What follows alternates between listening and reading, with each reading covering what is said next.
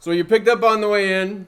First of all, it has a table of pretty much all the equations that we use for Newton's second law. It usually kind of boiled down to just a single force when you see Newton's second law. But then it also has next to it the corresponding angular variables / angular equations. And then below that, you see the tables of the moments of inertia for several different objects, like uniform disks, like this regulation size hockey puck, a hoop, a thin hoop. Yeah, did you know hockey pucks are that big? Strange, huh? And disks rotated horizontally or like perpendicular to their surfaces, or disks that are rotated about an axis right down through their center, right? Or like this in this orientation, like this. So, and the thing is that you don't usually, if you have a problem that's going to deal with, say, a disk, they'll give you the rotational inertia. We'll talk about what that is. So it's not like you have to memorize everything that's on that sheet. However, it is fairly common to actually have to determine the rotational inertia for an object. And that's something we definitely didn't do last year, something that we will do this year. So before we talk about that, because you might, if you never took physics before, you have no idea what rotational inertia is. So let me talk about what rotational inertia is, but first we need to define something. If you look on that form, you see Newton's second law written like, well, maybe not like this, but we know Newton's second law is written like this. Let's assume just a single force. If there's a single force, then we know force is mass times acceleration, right?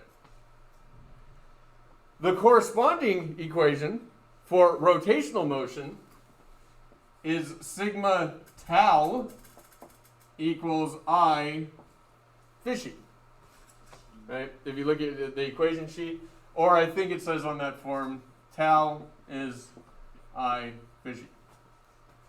Where fishy or alpha is angular acceleration, I is something we'll talk about in a second, and tau is what? Torque. Yes, sir. You could say fishing hook equals I times Fishing hook equals I times fishing, yes. Now this is how I write my tau. Some other people might write tau somewhat differently. Okay. So we have corresponding everything, right? Now I here is what's called rotational inertia, or the moment of inertia. And I want to talk about what that is, and I don't want to just give it to you. I want to show you why it is what it is. And to show you why it is what it is, I'm going to define torque. Okay? Torque is the rotational analog of force, right? So torque, since we know the cross product now, it turns out that torque is a vector. Because it is a cross product, it's got that three-dimensionality, right? When we do the cross product of the vectors that equal the torque, torque will be mutually perpendicular to both of those vectors. Torque turns out is the cross product of R, which is going to be kind of like a position vector, crossed with the force that causes the torque. And the magnitude of the torque is, as we showed last week when we talked about the cross product, it is just R times F, the product of the magnitudes of the two vectors, times the sine of the angle between them. Why sine of the angle? We'll actually get a little more confirmation as to why that is the case today. Now what I want to do is draw a particular scenario. Let's say we have this object and it's on the end of a string and it's moving around in a circle, but I actually want to push on it somehow. I'll take a leaf blower and start blowing air at it, because we know it has a centripetal acceleration, but I don't want to focus on that. But I do want it to continue to move in a circle. Okay, so I'm going to exert a force on it that's going to follow it around as it's rotating. I want to exert a force that's going to be perpendicular to the rope. Okay, and we'll say this guy's got mass m, right? And so that force will be this force right here. And in this case, R will be the position vector, but I'm going to do the position vector a little differently. I'm going to talk about, from the perspective of the mass, the position of what we call the axis of rotation, right? This ball is going to be rotating this way, so I'm going to call this the position vector for the axis of rotation relative to where the mass is at that particular time. So that I'm going to call R, position vector R, which is this R. And in this particular case, the angle is 90 degrees. So if theta is 90 degrees, sine theta is 1. So in this particular case, I'm going to say the torque being exerted on mass M, in this particular case, the torque created by that force is just going to be R times F, right? We cool with that? Okay. And then I'm also going to say that by this equation here, the one given you, we're saying that the torque, just by writing an analog for Newton's second law for rotation, that torque is also equal to I times phi.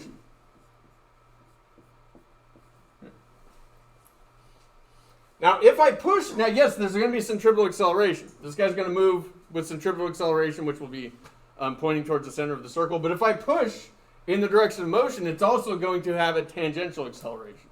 It's also going to accelerate tangent to the circular path that it's going to move in. And that's what this force causes, right? So this force is going to be equal to mass times acceleration. So if I plug in mass times acceleration for that force, I get that R times mass times linear acceleration equals I times phi. But instead of phi, I'm going to remember linear equals radius times angular. So linear acceleration equals radius times angular. Linear displacement equals radius times angular displacement.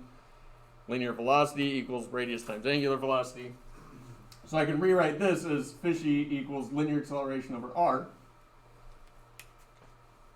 And so I'm going to plug in linear acceleration over R, and then just solve that for I, because I'm trying to find what the goal here is to find the rotational analog to mass, okay? Which we just call I, but what is I? That's what I'm showing you now. What is I? Last year I just gave it to you and said, just trust me on that. If you take Physics C next year, we'll talk about. Actually, were we doing rotation last year? We did rotation in class before COVID, right? Okay. But we don't really go over this. I just tell you this is what rotational inertia is and blah, blah, blah. So now I want to solve this for I to see what I actually is. Where I, again, is the rotational equivalent of mass, right? Oop. So if I solve this for I, both terms brought acceleration to the party, linear acceleration, so they cancel. And then I can just multiply both sides by R, and I get this expression. I equals mr squared, right?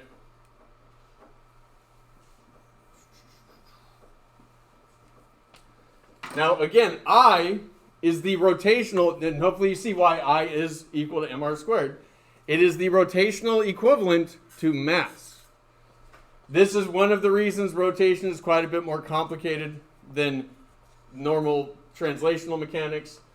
That's because translational mechanics, mass is just a number. But what conceptually does mass tell you? What does mass actually measure? Stuff inside an object. That's what you learn in middle school. The amount of the amount of stuff in an object. I'm just kidding. Mass is a resistance to acceleration, right? That's really what mass measures. Yes, it's the amount of stuff in an object, but that's not a concrete definition. So mass is the inertia. It's a measure of the inertia or the resistance to an acceleration. So what this must then be, if we're talking about spinning motion in response to torques and angular accelerations involving all that stuff, I is the resistance to angular acceleration, or the resistance to spinning acceleration. Okay. Yeah, the resistance to fission. Mass tells you the resistance to an object accelerating. The I tells you the resistance of an object to spinning acceleration, or fission. Now, the thing is that mass is just a number, a single number. I is something very different, and it's what's called rotational inertia. The more sophisticated name for it is moment of inertia. You might have heard of things like dipole moments, magnetic moments before if you've ever read stuff. Maybe they talk about that in AP Chem. Do they talk about dipole moments in AP Chem? They may have, I don't remember. Like the water molecule has a dipole moment because it's an electric dipole, right? We didn't learn about how it calculates or anything. We just learned it's a concept that exists. You learn the that's what I mean, just the concept. So in college they'll call it the moment of inertia. AP Physics 1 is trying to get us to call it rotational inertia just because it's easier to understand. But it's literally the rotation equivalent of mass, and it's an equation. It's an expression. Okay. Thing is this is the moment of inertia or the rotational inertia for a point mass that's moving in a circle. Right. So I could say that what we derived here just using Newton's second law for rotation and linear motion, that the moment of inertia for a point mass is the object's mass times r squared. And usually they use capital R's here. Not really sure why. So is this like that thing like where if you like sit in an office chair and then stand and you hold two massive objects to your side to slow down? Well, that we'll get to for sure. Okay. Yeah. Not until after the vacation. What does that have to do with rotational inertia? Absolutely. Absolutely. So what? And conservation of angular momentum. What is a point mass? Is that just like one mass attached to a string? Yeah, a single mass that you can essentially ignore the dimensions of. Oh, okay. And that's safe for most cases. Like even the sun you can consider to be a point mass. The sun, if you were to take all its mass and concentrate it into a dimensionless point in space, i.e. a black hole, then the Earth would still orbit it just like it does now. It would have no change in its orbit. It'd get real cold because it wouldn't be emitting radiation anymore. But yeah, if the Earth became a black hole, meaning it actually all the mass got condensed down into essentially zero size, the moon would keep orbiting it just like nothing. So you can treat, even though the Earth is not a point mass, the sun is not a point mass, in many respects, you can treat them as if they were. And so if the dimensions of m are small in relation to the length of r, then you can consider it to be a point mass. And then if you get into particle physics, well, particles, like, really, as far as we can measure, have no dimension. Like, electrons have no dimension. Quarks have no dimension. If they do, they're smaller than we can possibly measure at this moment. Okay. So at this moment Of inertia. Oh, get out of here. what is like the opposite of a point mass then, like this a non-point mass? Yeah, an extended object whose dimensions are like what we're going to get to here in a second is this is not a point mass, right? But you can say it's made up of an infinite number of infinitesimally small point masses. Oh boy. What about a point anti-mass? Is that a thing? I don't know. Stop it. Just stop it. Beyond the scope of this class. That's beyond the scope of this class, yes. Yes. Is it though? Like I've heard people like talk about like antimatter. Like I don't know if That is definitely beyond the scope of this class. Yes. is it an actual thing though, or is it just an Antimatter is definitely a thing, yeah. Okay. Yeah, we can manufacture it. I think in human history, we've manufactured like a few nanograms of it or something like that. It's like the most expensive stuff to produce. Yeah, you gotta say, I'll leave that to you for homework. I'll leave that to you for homework. Yeah, Make it yourself. yeah. I'll leave you to produce 3 grams of antimatter for homework. Bring it into class tomorrow and give it to me so I can get it. And then you can be the new like And Nutrisystem. it's actually on. Yeah, good. Create a monopoly based on What do they use it for? weight loss. Experiments, but weight loss, and particle physics experiments. Yeah. Okay. So this is the rotational inertia or moment of inertia for a point mass. And remember, this we didn't learn last year. We didn't learn that torque is the cross product of R and F. So if I wanted to talk about the torque that this force is creating, it would actually be a vector that would be perpendicular, right? I take my fingers, what direction would it point? Well, fingers in the direction of R. I can move the force over to here just to analyze it. I would then curl my fingers in the direction of F. Torque would be a vector that would point into the board, right?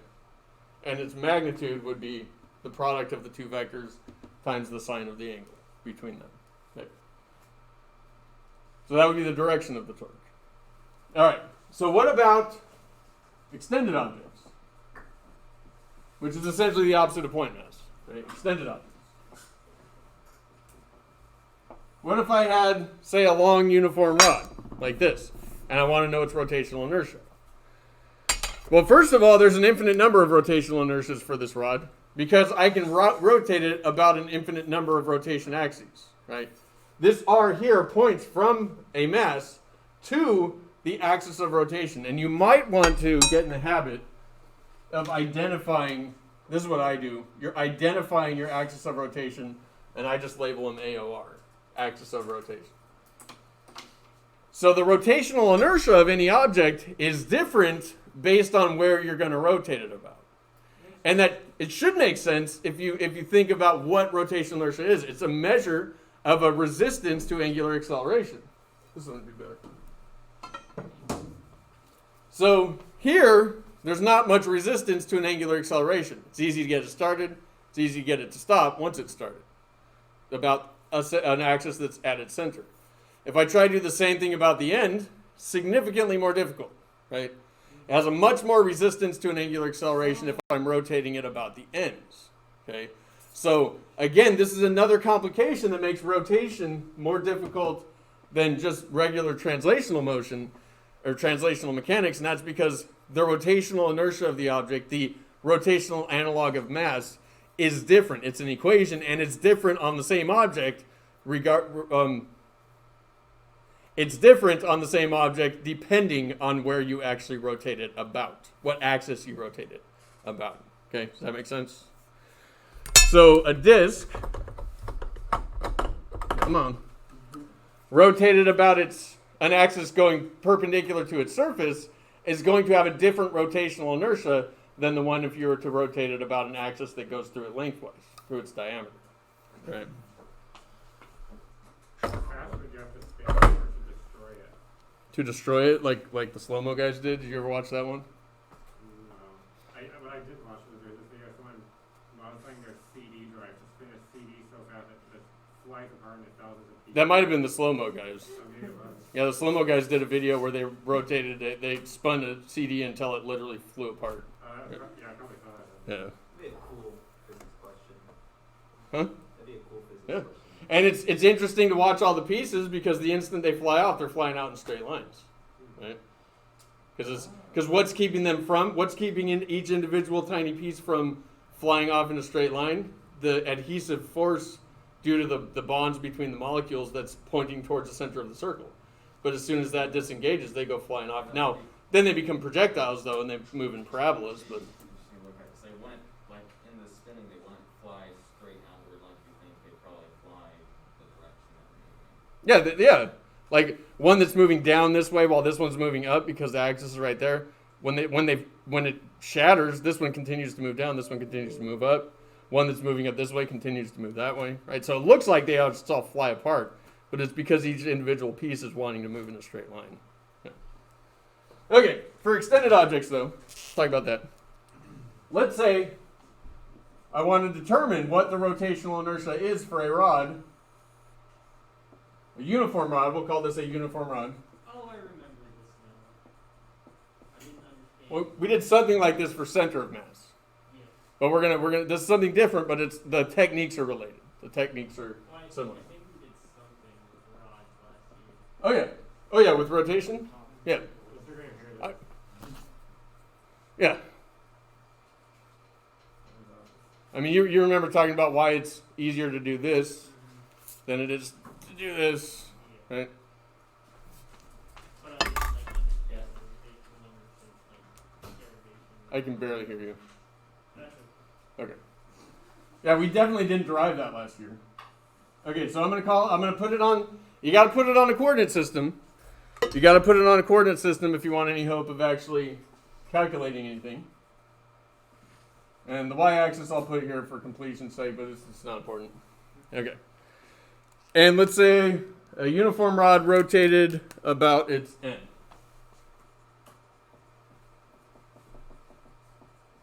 And what that means is that my axis of rotation will actually be right here. And I'll be talking about rotating it about its end. And so the axis of rotation will be the vertical axis here aligned with the y-axis. So I can call that my axis of rotation. And how can I go from the equation for the rotational inertia of a point mass to the rotational inertia of a uniform rod? Well, as I just said, a uniform rod is consisted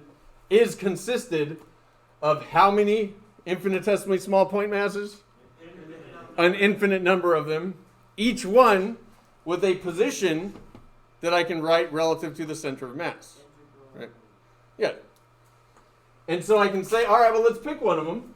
Right? And then if I add up, and this is another central theme, if you have a compound object, if I have, I'll put this on the video, if I have a disk and I put on a hoop, right, all I need to do to figure out the rotational inertia of this object about it, the axis that goes through the center, is add the rotational inertia of this object to the rotational inertia of that object.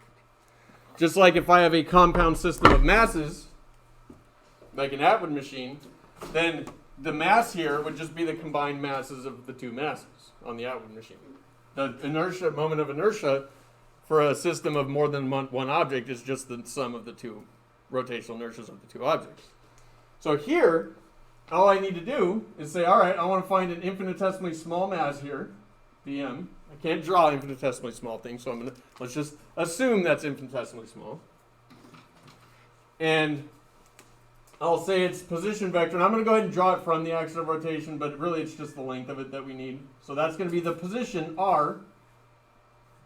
And really in this case, I'm going to call it x because it's along the x-axis. Right? If we're doing this along the x-axis, we replace r with x. Remember, r is just general in two or three-dimensional space. But since we are putting it, we put it on the x-axis to make our calculation easier. I can go ahead and use x.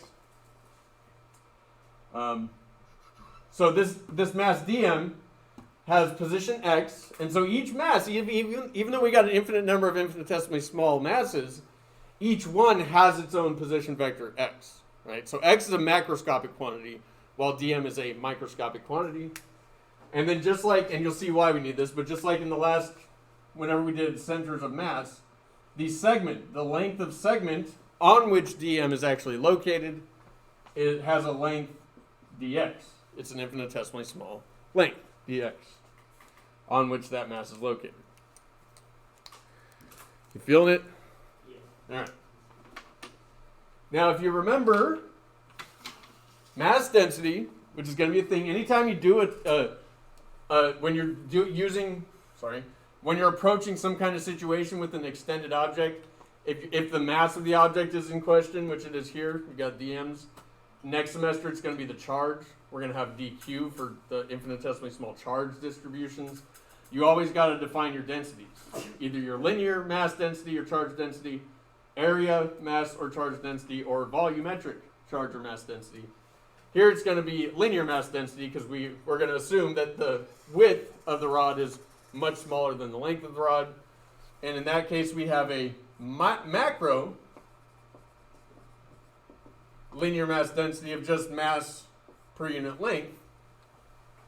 And we'll just define the length of the rod as L. Okay. But the micro mass density is going to be lambda is this guy's mass divided by that guy's length, or just dm over dx. And I like writing that first. If I know I'm going to be dealing with mass densities, I write that first. And if it's going to be uniform, then the macro is the same as the micro. Right? You can set them equal to each other if you want. The reason why this one's more important is because when we integrate, we're not going to be able to integrate with respect to dm. So we must express dm in terms of dx, which we then can't integrate with, because x is the thing that's going to vary. Right? The positions of dm's, the positions of all the dm's are going to be different. So as I integrate going from left to right, what variable is changing? X is. So I need to express dm in terms of dx, and then I can integrate with respect to x. Right? So in that case, just to get a jump start on that, multiply both sides by dx here, and I get that dm equals lambda dx. If you didn't do that first, it's not a big deal. You would end up realizing that you do, in fact, have to do that, though. Okay. So let me show you what's on the formula sheet this is what's on your formula sheet as far as the rotational inertia goes. It says on the formula sheet that I equals the integral of r squared dm, which equals the sum of all the, I think it's mi ri squared. Yeah, so that's what's on the formula sheet. You almost never use this one. You almost always use this one. Okay, this is the kind of thing that they would have done before calculus. They would have just divided this up into really small masses, but not infinitesimally small, just real small masses, and then they would have just done that sum, right? That finite sum. But with calculus, we can use this. But for us, so we're gonna use this to determine the rotational inertia of this rod rotated about its end. But instead of r, we're going to use x because we have everything in terms of x, because we put it on the x-axis. So we're going to do the integral of x squared times dm, lambda times dx. Right? So that's going to be the integral of x squared times lambda dx. Or what can I do here to simplify my life? What? I can bring lambda out and then do the integral of x squared dx. And what are my limits going to be? 0 to L. Yeah.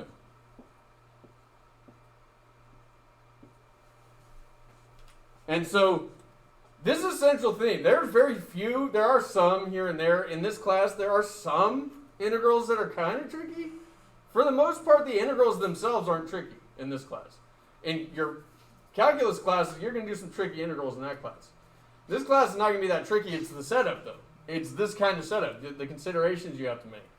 What's the physical reality represented by the equations we write? That's the difficult stuff. But this is a super easy integral, right? We've done this a million times. You've done this a million times. The integral of x squared dx is what? X cubed over 3. Right? Evaluated from 0 to L. Well, evaluating at the bottom limit just gives you 0, right? So won't this just be lambda times L cubed over 3? Let me write it like this. Lambda times L cubed over 3. But if you look at that table of rotational inertias that you got on the way in, none of them look like, it doesn't say lambda L cubed over 3 when you look at the rotational inertia for a rod rotated about its end. So what else can we do here to simplify? Yeah, we can plug mass over L for lambda. So if we do that, lambda, we just put m over L. And that gets multiplied by L cubed over 3. So that L cancels with one of those, so L squared. And then we get, and as written on the sheet that you got, it's going to be 1/3 m L. I think they use a lowercase l. L squared. And that's just because it's uniform, right? Yes, that's very uniform. And so if it wasn't uniform, lambda would be an equation. Yes, if it wasn't uniform, this lambda would be an equation. Usually, when I've seen that on a physics C exam, usually it's like it just varies linearly, so it's like lambda equals kx, right? In which case, this would be a little more complicated, but you'd set it up the same way. If, let's say that lambda was some constant, let's say it's some k times, even if it's like 1 minus x, you would then just set that equal to dm over dx. And then dm would just be k times 1 minus x dx. And then you would just plug that in for dm here, and then just solve it like that. So it's not much more difficult. We'll definitely get a different answer. Okay. Yeah. So did you just make it a lowercase l to make it look pretty? Well, to make it jive with what's on the form that you picked up on the way in. Maybe that wasn't the best practice. It's a curvy special.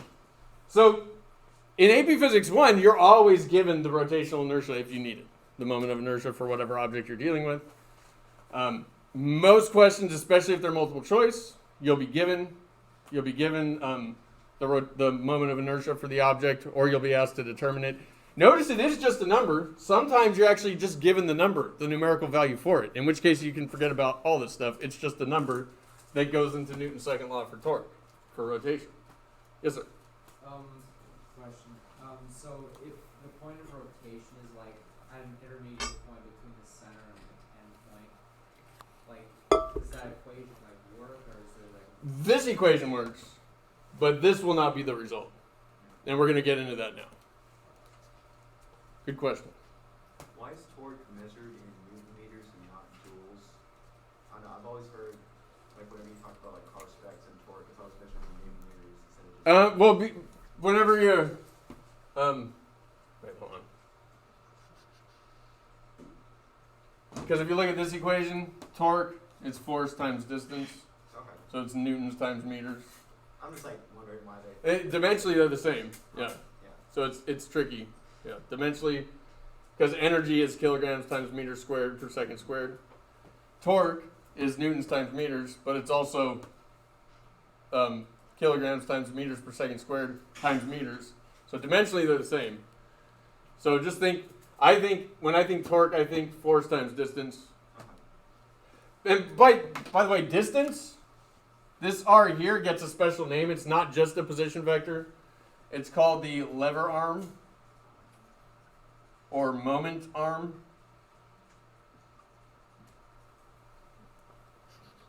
It is like leverage, right? You can increase your leverage by increasing the lever arm. Yeah. If my lever arm is smaller to my applied force that I put here, and I want this guy to rotate this way, I can get more leverage by increasing the lever arm, right? And putting a force. The door over here, the axis of rotation is here, so if I push here, the lever arm is small, so I don't get much torque, so it's harder to open the door. But if I push here, it's much easier because the lever arm is bigger. I get more leverage. Get the same thing. Same force. You get the same. Yeah, and the same mass is moving, right? The door's rotational inertia. Notice I didn't do anything with torque or forces here. The door's rotational inertia about a specific axis of rotation doesn't change. You can change your torque by repositioning your force, but we'll talk about that later. Right now I'm focusing on just moment of inertia, or moments of inertia. All right, so let's talk about when we change that rotation axis.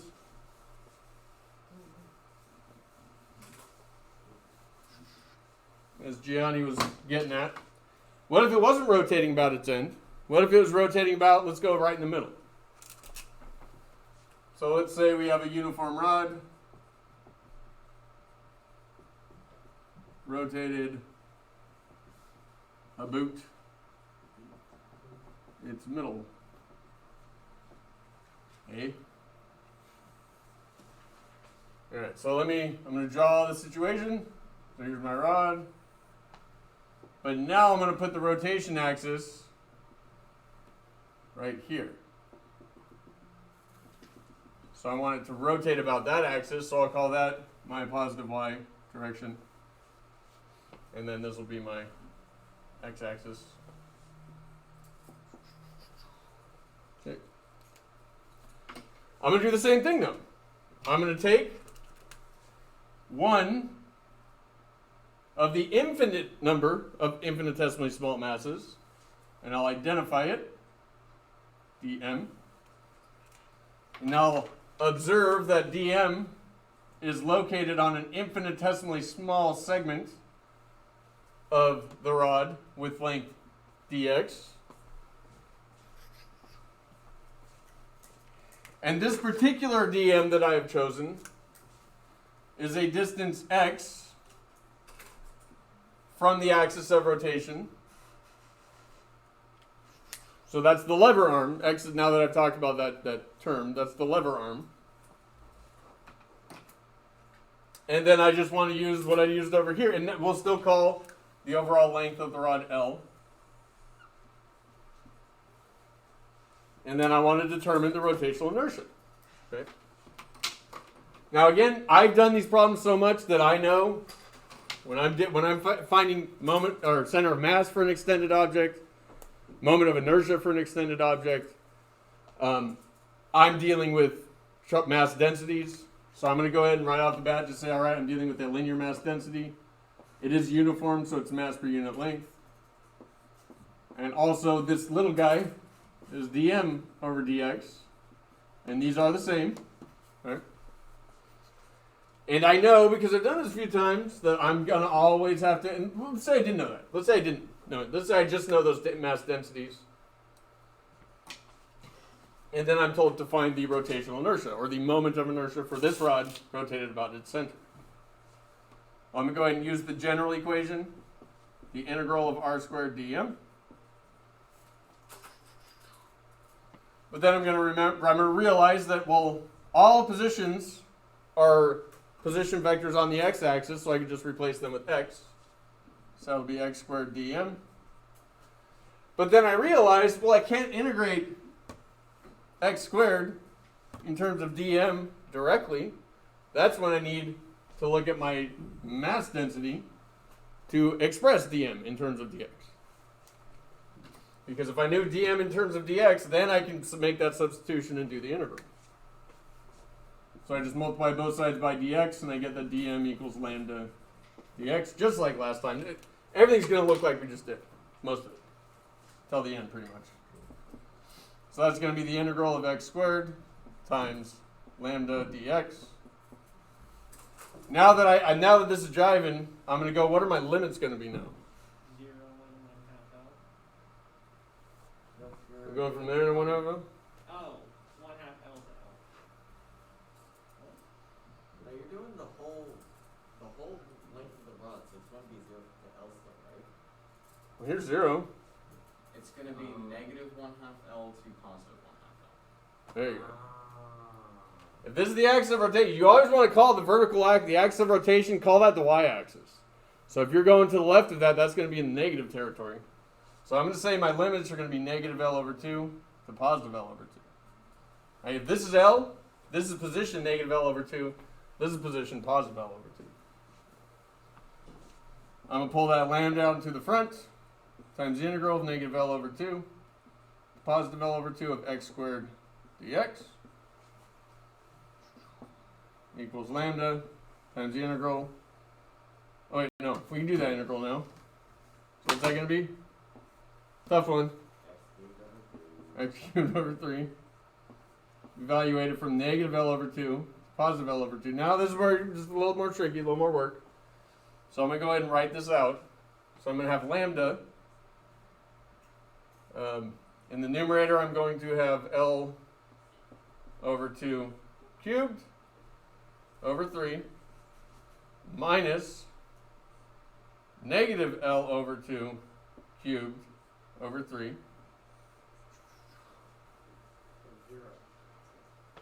Ooh. Is it going to be 0? Would 0 make sense? 0 would imply it has no resistance to a change in motion, change in angular motion. Well, let's take this slowly. What's L over 2 quantity cubed? L cubed over 8 divided by 3. What's negative L cubed over 2, or what's negative L over 2 cubed? That's negative L cubed over 8, right? Over 3. And then it's minus.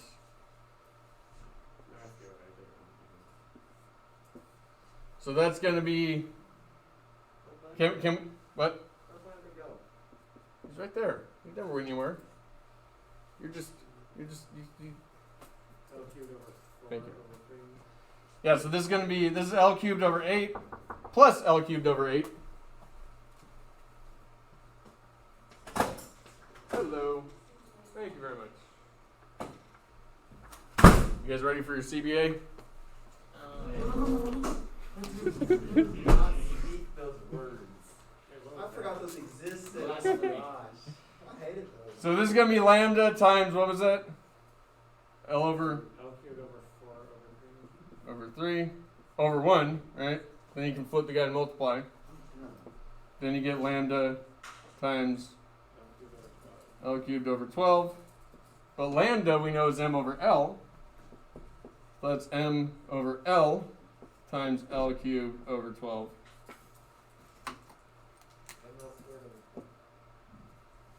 So it'll be 112 m L squared.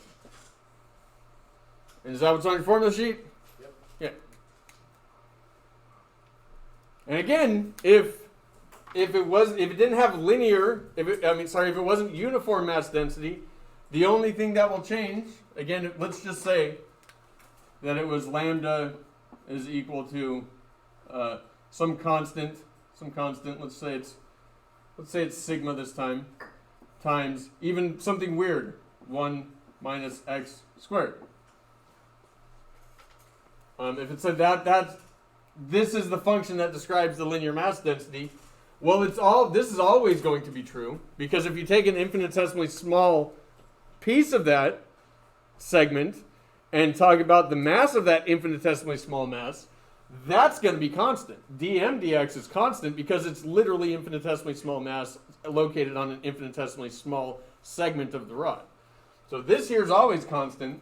If this varies, then you can just set them equal to each other and always, always, always be able to express dm in terms of dx by making that equation. Right? Knowing this, you can solve for the moments of inertia for any axis of rotation. Yep. Just do the same thing, but just alter the. Now there is an easier way. There is an easy way. Let's say that we want the rotational inertia. This is where I'm going to next. Well, I don't have time for what else follows, so we'll go to this. Let's say we want to know the rotational inertia for the object rotated about an axis. What would we call this length? You tell me. In terms of L. Negative. L over 4. And I'm just gonna call it length L over 4. Right? It is position negative L over 4, but I'm just gonna call that length L over 4. So in that case, we can, if we know the moment of inertia of the object about its center, we can really, really easily figure out the new rotational inertia. So if I know the rotational inertia of this rod for it rotated about an axis that passes through its center, and I move it 1/4 of the length over to here, I can very easily determine that new moment of inertia without having to go through the integral process. Do you want to remember what we used for that? From last year when you took AP Physics 1. Come on, Mr. Anderson. Oh, sorry. You never remember anything from last year. Literally never. We use the parallel axis theorem. Yeah, that's what I was gonna say. The pat. Yeah, I don't I wanted to remember. get some. Pat, yes. I don't remember us ever talking about this. Yeah, me neither. Well, that's your bad. Oh. So the rotational inertia for any object rotated about some other axis other than its center of mass will simply be the rotational inertia about the center of mass plus the object's mass times the distance from that center of mass to the new spot squared. Is this on the formula sheet? I don't think so. Okay. Is it probably really important for those defects? It is pretty common. Okay. Yeah. And And I'm just gonna remember a whole list of stuff that isn't on the formula sheet. yeah, I'll tell you that. Okay. I'll summarize everything that's not on the formula sheet probably at the end of the semester. Okay. And if we have time this week at the end, maybe on Friday because we got minimum day, I'll show you the proof of this because you can prove this. You can prove that this is true. How would we I'm sorry. So how does this work? Let's say I want to know what that is. Well, the moment of inertia is going to be the moment of inertia about the center of mass plus the mass times the distance. our just distance, not position or anything. Our distance here is L over 4. L over 4 squared. Well, our center of mass rotation, or rotational inertia, is 1/12 ml squared. And then we would just add to that 1/16 ml squared. And then just combine those, and there's your new center. There's your new rotational What inertia. if it isn't parallel? What if the rod's spinning like this? Then the parallel axis theorem doesn't work. Yeah. It has to be an axis that is parallel to the original rotational axis. What's that? How do we calculate? We wouldn't do that. That's beyond the scope of this class. I'll leave that as an exercise for homework. Yeah. You know the easiest way to do any of this? Have someone else do it for you. True. Well, note that